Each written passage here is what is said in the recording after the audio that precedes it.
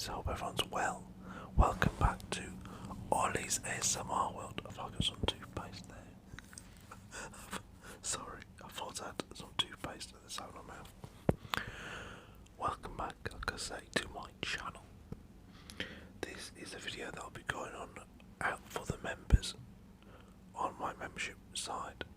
First, they will receive this video up to 24 hours before the rest of my channel get to see it. So if you're not a member, this is what you can be getting, guys. Early access to my content and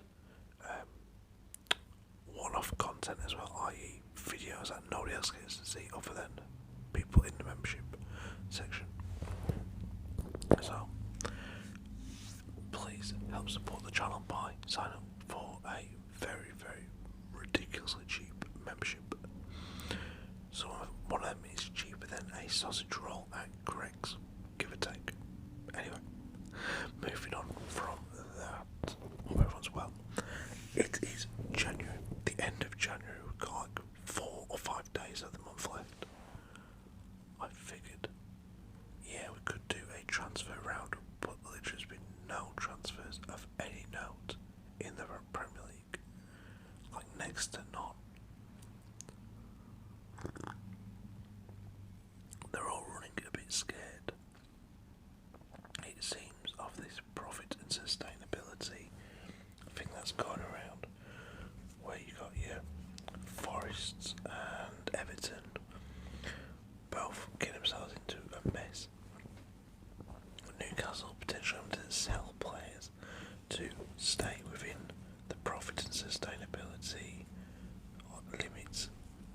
It's a funny old world at the minute in the Premier League. What I thought we could do instead of a transfer roundup was a mid-season roundup. Just a little chat about how the season's panned out so far. There's been 1 or 2 surprises and 1 or 2, like, yeah, kind of expected that. I think if we start off at the bottom and work our way up, guys. So that's the bottom of the Premier League table as of the 26th of January AM. So, actually won't change by tonight because it's FA Cup games tonight, not Premier League games. But all the way down at the bottom of the table, with a team that I think most people expected to be there at the start of the season. I had 1 of 2 teams that would be, like, if you asked me at the start of the season, give your bottom 2 teams on the 25th of January, I probably would have picked 2 of these 3 teams. There would have been Sheffield United and Luton. I'm not saying in that order. I may have gone Luton, Sheffield United, but those are the 2 I'd have expected to be right down there. It has come about that Sheffield United are bottom. They sacked their manager a few weeks ago, was it? I'm quite surprised he got as long as he did. The ex-Leeds manager, whose name escapes me. I don't know why. He's got an unusual surname, but off the top of my head, it's just gone. And they brought back a man who got a bit big for his boots when he was last there, in Chris Wilder. So Chris Wilder had a very successful spell at Sheffield United, getting them promoted to the Premier League a few seasons ago. I can't remember if he then kept them up for 1 season and then the second season got the sack, or if it was in his first season in the Premier League got the sack. I'm sure he was there into his second season in the Premier League, and it got a little bit too demanding of the board, I believe, just putting too much pressure on them to sign players, better players and whatnot, and it cost him his job. He went on to manage Middlesbrough, not very successfully. I'm sure I'm right in thinking he went to Watford, again not very successfully. And now Sheffield United a set manager previously, but I couldn't remember the name of. Paul Heckingbottom was there. He was struggling this season. He gets the boot, and Chris Wilder's back in charge. The club, in my opinion, are honestly trying to keep the fans happy. Oh, we'll bring back one of your old favourites. You know, maybe you can bring back the good old times to the club. Yeah, I don't see it somehow. They are going to go down. They're currently on 10 points after 21 games. They've won 2, drawn 4 and lost 15. Bear in mind, a season is 38 games, 17 to go. I can see it being 38 played, 4-1, just the 4. Maybe 8 drawn, and 26 lost. And that might sound harsh, but I can't see Sheffield United get more than 2 more wins in the league this season. Next up, in 19th we have Burnley. Now this one's a bit of a surprise to me, mainly because they flew up the Championship table under Vincent Kompany, dominated for the majority of last season, got promoted as champions, had some very, very good players. Then they've come up, they seemingly have dropped most of the players that got them into the league, either because they went back to clubs that they was on loan from, or companies not fancied them in the Premier League. I don't know what the deal is there. I know Nathan Teller was there on loan from Southampton. He's now over in Germany at one of the German Bundesliga clubs. I only know access in his name the other day on the score sheet. I don't know if it's Mönchengladbach or someone or other. If you know, let me know in the comments. Yeah, but they've brought these. The players that got them there, Burnley, have not shown up this season or been given a chance to. They've gone out and signed James Trafford, the Man City and England under-21 goalkeeper. He's coming as their first choice. They have, and he's not done too bad. A couple of shaky games at the start, but he seems to have found his feet now. After a very good season with Bolton last season, and a great under-21s comp in this summer just gone. So we have James Trafford come in. They signed the lad from Sheffield United. What the hell is his name now? The midfielder. Liverpool linked to him in the past. I've gone right on my head. I apologise, guys. And one or two other signings. Nothing.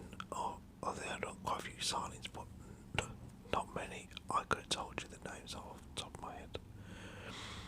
The one that got away, though, who I think they really messed up on, was Andros Townsend. So, Townsend was without a club. He was training with Burnley, and he had the potential to. Well, he was apparently, according to him, he was in the best shape and basically fitness of his career, or they'd been in for a long time. He was feeling great. Company had said, yeah, we're going to give you at least a 1-year deal. Townsend was like ecstatic. He'd been without a club for quite a while since leaving Everton. He thought, finally, I've got a team back at the Prem, and the future's looking good. And then he got a call from Company. He just said, sorry, we can't give you that deal. Now, I have watched before the season started. There was a documentary on Burnley Football Club, like a 4 or 6 part documentary, whatever it was, on Sky Max. Yeah, so we have Burnley, as I was just saying, sorry, Andros Townsend. So the documentary I watched was mainly, it was quite a bit about the Company, but also a lot about the American owners. and they come across as very, very, very tight with the money. Like to the point where it's no surprise Burnley are struggling to get the players in that they need and the quality of players that they need. But I'm also quite surprised at Company, just how bad he's done, really. But then again, the Championship is not the Premier League, and no amount of Premier League winners' medals that he might have from City are going to make you good enough to manage in the Premier League. You know, that comes with experience, etc. So yeah, Burnley are struggling. They're on 3 wins, 3 draws, and 12 points, with 15 losses, the same as Sheffield United. And then 18th, we have the final newly promoted team this season, or from last season, that is Luton Town.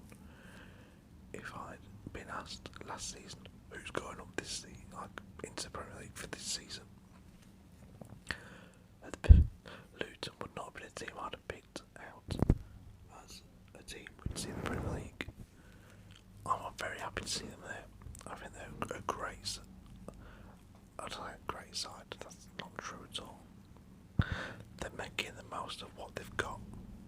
But no, I would not have seen Luton Town in the Prem if you'd asked me last season, as I say. But there they are, and they're on 16 points. They've got 6 more points than Sheffield United, 4 more than Burnley, which is bonkers. If you ask me, they've won 4 and drawn 4 games, and they gave Andros Townsend a contract. Not only did they give Andros Townsend a contract, they gave a former top young player. He had loads of potential, this lad, and he messed it up when he went to Chelsea. Didn't make the grade at Chelsea, which is understandable. And he's gone on to, I think he went on to Lille in France, I think so. He had a couple of, I think he might have another move in between Chelsea and this one. And his name is Ross Barkley, former Everton lad who messed up his career for a couple of years by going to Chelsea, and he'll probably admit that that really messed him up. But he deserves a lot of credit.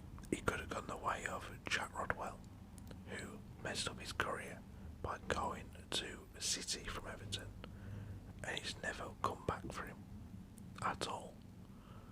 He went to City, it didn't work out, and then before you know it, he was at Sunderland, not playing and picking up exorbitant wages, to the point of pretty much crippling Sunderland for quite a while, and refusing to move on and get himself a chance at a good career.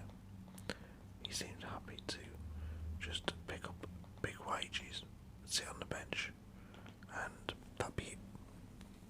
Well, Ross Barkley, like I said, to his credit, has decided, no, that won't be me. I will give my career a chance.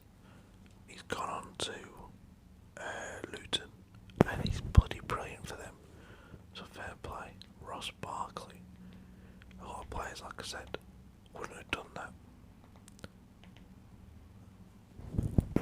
And Luton Town, they could say, out of the 3 promoted teams, Luton could be the ones that actually stay up.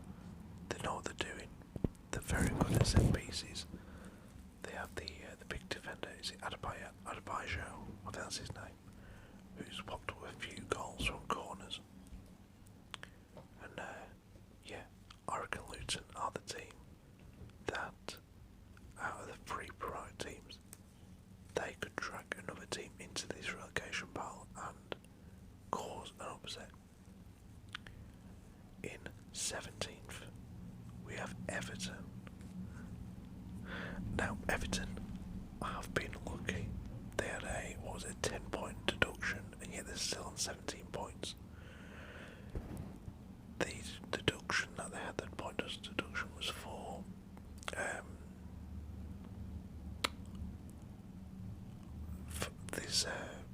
Everton sustainability thing. It turns out they're in a lot of debt.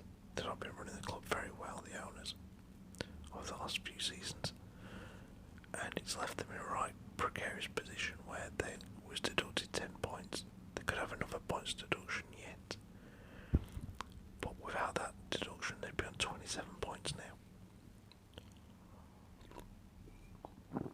But at the same time, that points deduction seemed to spark them into life, for a little bit anyway. It was like it galvanised the players.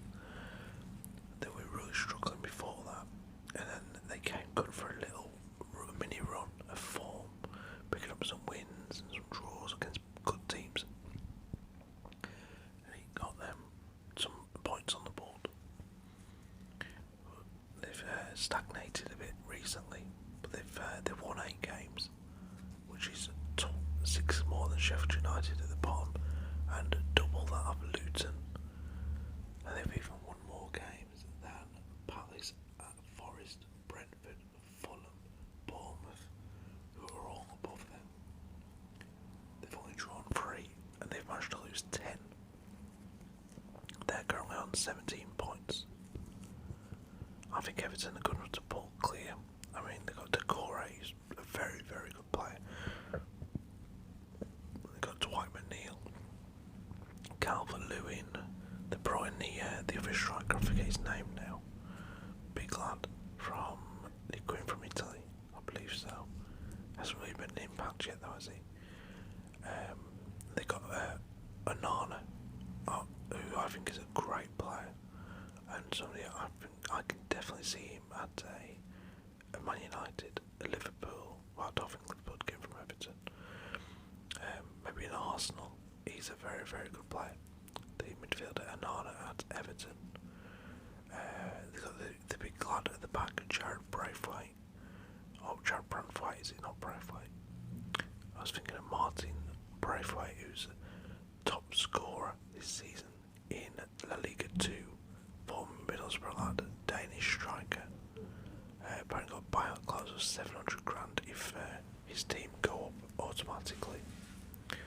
So yeah, but now Jared Braithwaite has come into the Everton team this season and done bloody good.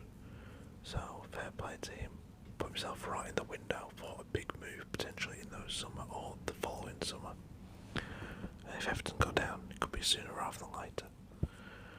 But yeah, Everton under Sean Dyche, I think will be safe. But I say that, I mean, as of right now, I think they are literally relying on the bottom 3 not picking up points, because above Everton in the next place we have Forest, and Forest have appointed Nuno Espirito Santo, the former Wolves manager, who recently had a little stint over in Saudi Arabia managing or trying to manage Karim Benzema's side. Didn't go too well for him, and he now finds himself at Forest. Picked up a couple of results. Can't deny that. He's had a couple of good results early on in the league, etc. And yeah, he's been saying like just how big the team is, like he needs to trim it down, and I can believe that because if you remember the first summer window when Forest came up, they went all out under Chris Cooper. They were bringing players from here, there and everywhere. So I mean I haven't got their squad list in front of me, but I can imagine it's pretty extensive. As Nuno has been saying quite regularly, look, there's too many players in my squad. I need to trim it down. And by that I reckon he'd mean trim it down, get rid of the excess fat, so to speak, but then replace it with players he actually wants, which all managers would like to do.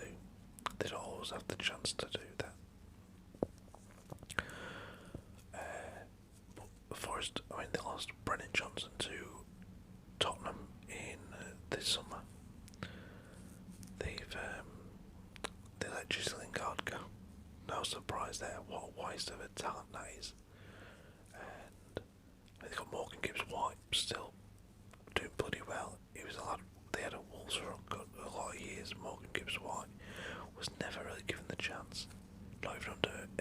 Santo, who was his manager for a while, didn't really give him the chance in the Prem, and now he's one of the main men in the Forest team.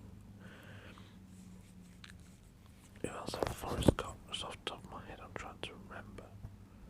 Like I said, they have a lot of players. Nottingham Forest. Let's have a little look at their players quickly. Matt Turner in goal, the former Arsenal goalkeeper, USA keeper. Anthony Elanga, they signed from United, started off well, scored a couple of goals early on, and has died off a little bit his form. Chris Wood, who scored a hat-trick against his old team in Espirito's first game, his old team being Newcastle. He scored a hat-trick there. Wow. They have struggled a bit, been a bit lucky with losing Awoniyi, who was doing great at the start of the season, and just got off the way, got injured in it for quite a while. Divock Origi, they brought in a fighter, done a lot better than he has been doing, up to the point where he's been shite. I think they've moved him on, or there was talk of Origi moving on at least. Out of the teams at the bottom, out of those bottom 5 sides, I think Everton and Forest have the best chance of staying up. But the Forest still have another 17 games, they'll do Everton. Early momentum for Forest could easily die off, and they could go on a bad run of form. At least they now have a manager who's done well in the Premier League. Nuno did quite well in his first couple of seasons for Wolves before getting the sack, and they got 20 points for his staff, which is 10 more than Sheffield United, which is great news for Forest. He has 3 wins and a draw that Sheffield United needs to get. I've already said I don't see him getting more than 2 more wins this season, so Sheffield United ain't catching them. Burnley are 8 points behind. That's 3 wins and a draw, and that is without Forest picking up any more results on days when Burnley down, so to speak. And Luton are 4 points behind. They have the best chance of catching Forest out of the bottom 3 teams because Luton have a game in hand. So let's say they win that, they're only a point behind Forest then, which is not good news for Forest.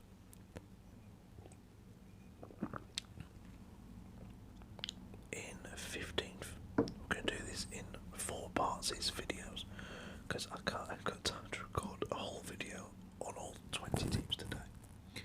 In 15th, we have Crystal Palace. Now, I would be lying if I said I did take a little bit of pleasure in seeing Roy Hodgson under pressure. If ever there was a man who was in his 70s but acted like a 7-year-old, it's Roy Hodgson. Watch him in a press conference. You cannot question this man. You can't ask him a question that maybe suggests you're questioning his authority or his credentials or his form without him being like a little kid throwing his toys at the pram. Recently he was asked about Palace's form or something or other, and he kicked up a right fuss. I think he was asked about another manager coming in, and he went right off on one. How dare you question what I've done in my career? How dare you, slant me or whatever it was? He went right off on. I still remember when he was England manager, he had Harry Kane taking all the corners during the World Cup, was it? And I think it was a World Cup. It was my dad's wedding, and England were playing. I think they were playing Iceland, and they lost, didn't they, to Iceland? And afterwards, he was questioned about it, like, why did you keep putting Harry Kane on the corners rather than in the box to get on the end of the corners? And he went right off on one then as well, like a bloody idiot. Yeah, so to say, I'm not taking any pleasure in it. I really don't like Roy Hodgson. The man, he's got way too much arrogance for my liking. But for Palace fans, it's a shame. players. Edouard up front. I'm struggling. Who else have they got that's half decent? Michael Elise, great player. Eberici, Eze, another really good young player. Both capable of way better than Palace, like a lot better. There was Wilfred Zaha in the summer. He went off to Galatasaray, another player, another person I can't stand.